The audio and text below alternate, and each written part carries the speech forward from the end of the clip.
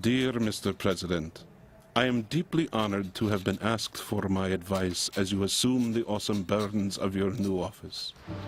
I can offer several rules of thumb, which I believe time and experience have proven sound. Act boldly in the beginning. The public has a short attention span, and it will make them forget the accomplishments of your predecessor and impress them with your vigor. Make your first priority the protection of your power. Without it, you are useless. Appear steadfast, but be flexible. Remember, some of God's greatest gifts are broken campaign promises.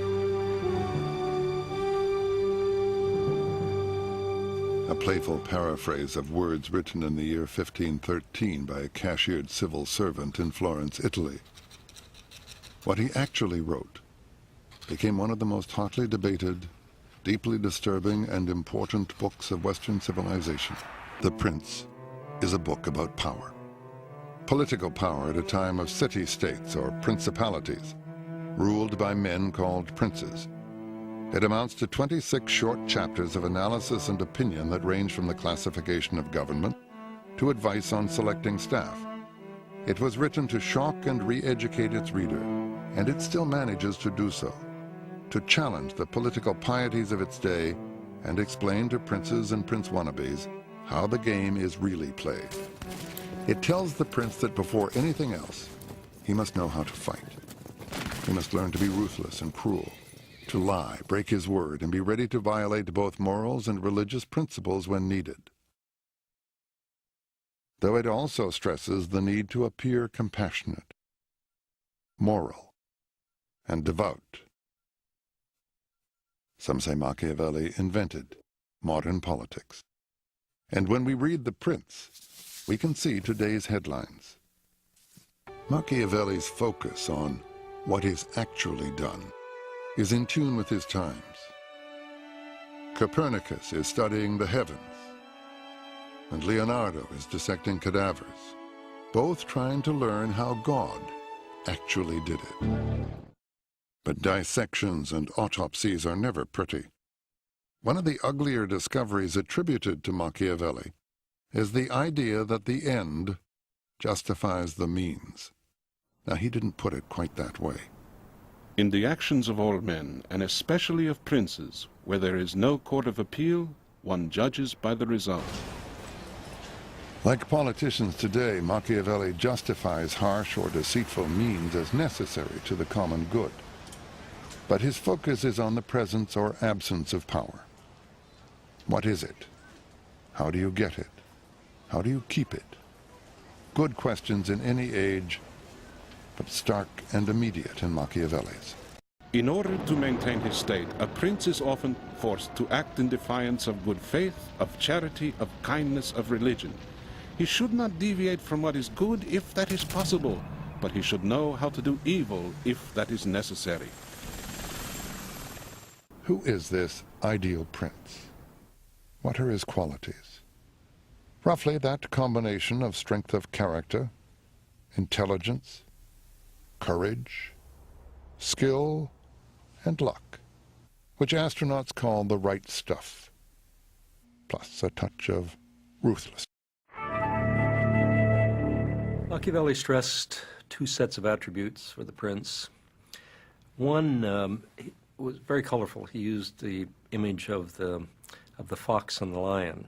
A prince must have the ability of the fox to find the snare and the courage of the lion to drive off the wolves. The prince may or may not keep his word, may or may not be humane, devout, a man's man, a family man, depending on the circumstances. But he must appear to be all of those things. Men in general judge by their eyes rather than by their hands, because everyone is in a position to watch. Few are in a position to come in close touch with you. Everyone sees what you appear to be. Few experience what you really are. No government should ever imagine that it can always adopt a safe course. This is the way things are. Whenever one tries to escape one danger, one runs into another. Prudence consists in being able to assess the nature of a particular threat and in accepting the lesser evil. Making careful judgments, that's prudence, as Macchiavelli says, and that's what we hire our government for. So in the end, Machiavelli also says that you shouldn't be over-cautious. You shouldn't be too prudent in that sense. You're going to have to take action. A prince must watch that he does not become afraid of his own shadow. His behavior must be tempered by humanity and prudence, so that excessive distrust does not make him unbearable.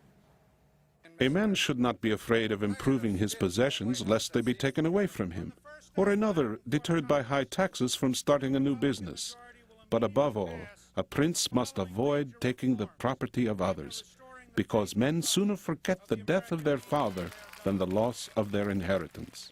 It is far better to be feared than loved if you cannot be both, but you must avoid being hated. Fear is useful. Hatred is counterproductive. So, Mr. President, having described how things really work in this perilous world, let me close with a few additional words of caution.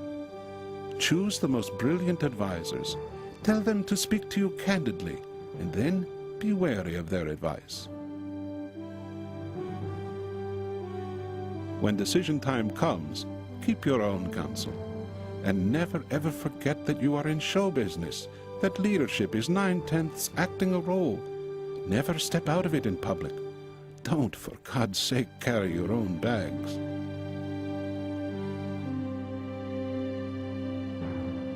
Welcome to the top of the heap, and lots of luck. Your humble and admiring servant, Niccolo Machiavelli. P.S.